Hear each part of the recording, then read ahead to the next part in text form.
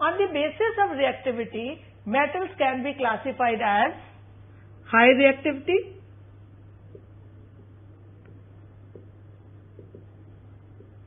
like sodium, potassium, medium reactivity, like iron, zinc, lead, and low reactivity, like copper, mercury, silver, gold. So in the case of silver, gold and copper, we find it is also found in the native state. See, in sciences, you must always question why. Why in native state? Because it is less reactive. Now, in the case of medium reactivity, we'll take up. In the case of these metals like iron, zinc or lead, what we find is they are generally found in the form of oxides. Why oxides? Because there is a lot of oxygen available on the Earth's crust. So oxides are formed. But they are also found as carbonates and sulfides. And it is much easier to extract metal from their oxides. So what does that mean?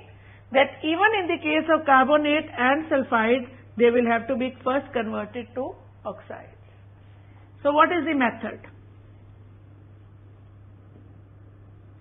There is this ore, sulfide or carbonate.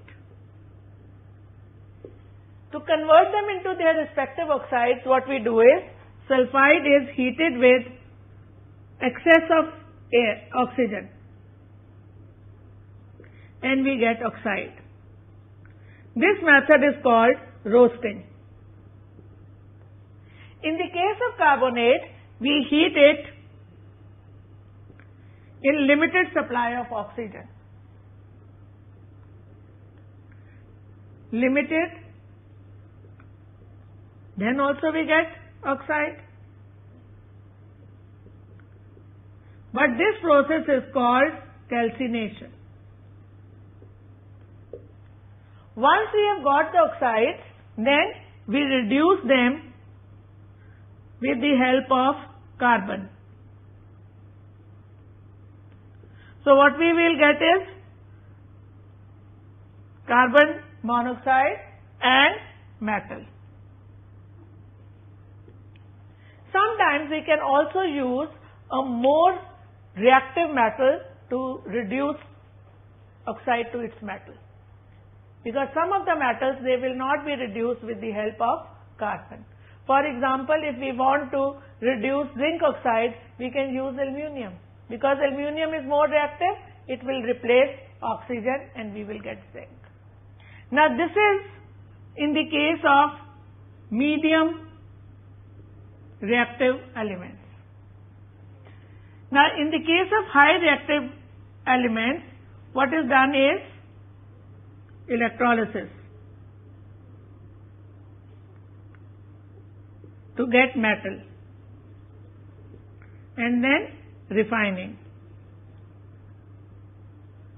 So just by a simple method of electrolysis, we can get metal. And most of the chlorides like sodium chloride and potassium chloride are able to give us sodium and potassium by electrolysis.